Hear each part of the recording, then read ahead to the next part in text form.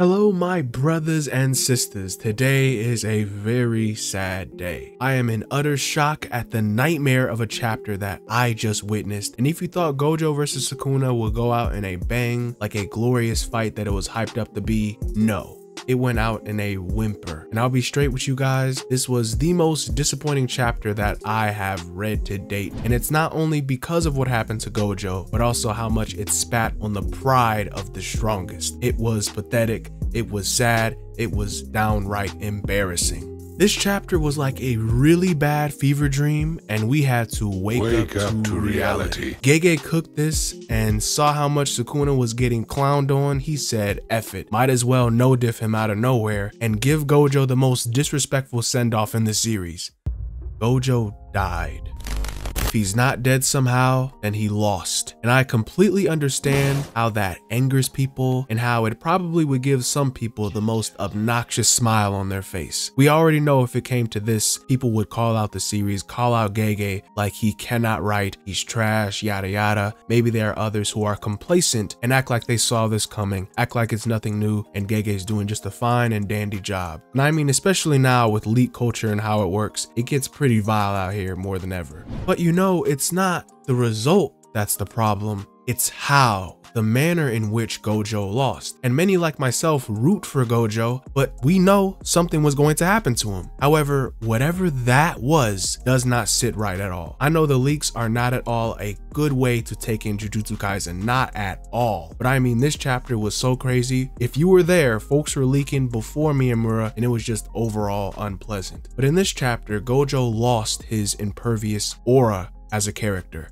I'm talking about his position as the strongest with that unbreakable will. As soon as you read that first page, it was a clear death flag. But this is definitely the better portion of the chapter because it gives Gojo a lot more substance and character. But we enter Gojo's inner mind, you can call it, and manifest a time where Gojo was at his happiest, which was Gojo's blue spring of youth with Teen Geto in his teenage years with Shoko, Nanami, Ibara, and all of the gang. But first, Gojo is surprised to be in this world with Geto, and at this point you can really tell that you just feel it's Gojover. Gojo talks to Geto and mentions that he told his students, when you die, you are alone. And it's ironic considering what his inner mind created and seeing all the people around him and then the souls of his loved ones. And it seems Gojo was about to mention something about Megumi's father Toji, but he decided to leave it to Shoko for later. And that was quite interesting. So then Geto asked how was the king of curses Sukuna, and Gojo admits that he was damn strong. In fact, Sukuna didn't even go all out for it. Gojo says that he's not sure if he could win even if Sukuna didn't have Megumi's curse technique. I swear to God, you cannot make this crap up. If I was a Sukuna stan right now, that's exactly the words I want to hear, and Gege has to be the biggest Gojo op in existence for that. This was personal because he makes Gojo admit it twice, and that is wild as hell to hear it from Gojo himself.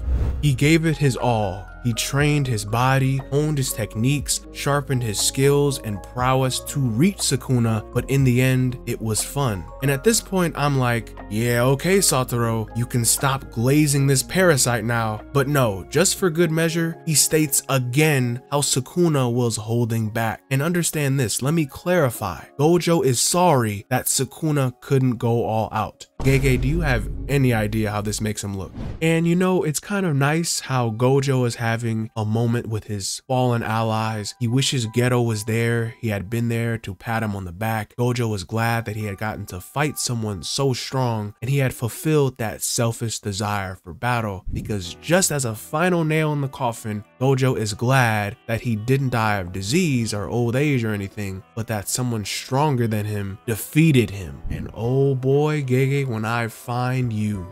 However, on a much lighter note, Nanami shares that there are two paths presented to Gojo. The first one is to move north if you're looking for a new side of yourself, and the second one is to move south if you want to stay who you are. And Nanami chose to stay who he was, and thanks to Haibara, it wasn't so bad. Gojo tells everyone goodbye, to which is weird considering he's talking to dead people in his mind, but I've seen a ton of copium that this means that Gojo is still here with the land of the living, And I'm sure there's a slight chance that that's possible, but with the situation that we're presented with now, it seems like Gojo is dead and he has been defeated. We then see Gojo's top half lopped off and lying on the ground, and it seems like Sukuna explains the nature of why he was able to cut Gojo. Sukuna took a move from Mahoraga. When Mahoraga gets hit, it slowly starts adapting over time, and the more it gets hit, the faster it adapts. For a technique, the analysis process never completes, and it continues to further the adaptation. But Sukuna wanted to take a blueprint from this ability so he can use it as his own.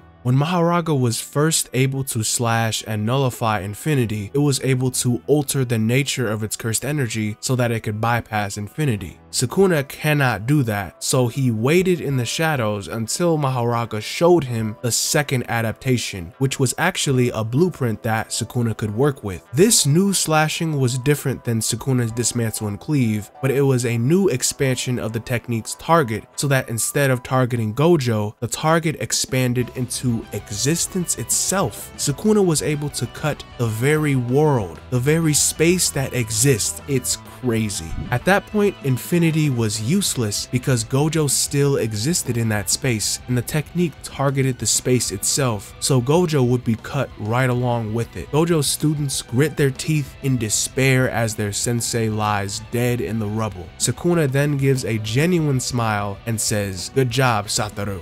I will never forget you." However, what's this? Without a moment's hesitation, Hajime Kashimo, the Thunder God, enters the scene, and this is such a crazy cliffhanger.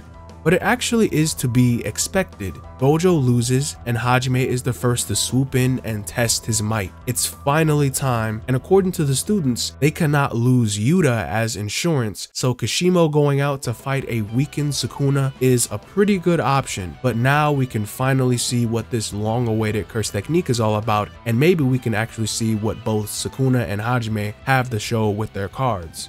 With all that being said, this is Gege's wildest work yet. First off, Gojo was giving Sukuna the business literally last chapter when he left him with no plausible options left. Then in this chapter, Gojo immediately enters a flashback. He glazes the hell out of Sukuna multiple times, confirms that Sukuna is stronger, confirms it's still a hard fight even without 10 shadows, and it's still in Sukuna's favor. Sukuna is still holding back. Gojo apologizes for Sukuna not going all out. Then Gojo gets no-diffed off screen by a secret technique that Sukuna just learned from Mahoraga. And now Sukuna has an invisible blade that can cut through existence itself. Yeah, we love that. Then we see Gojo's severed legs. Sukuna says good job, looking down on him like Jogo fodder. Then to top it all off, Hajime Kashimo shows up with a 1% chance and 99% faith in himself, which somehow I think he may actually look cooler than Gojo in this fight. And this is the same damn week that Gojo gets sealed in the anime. I am sick.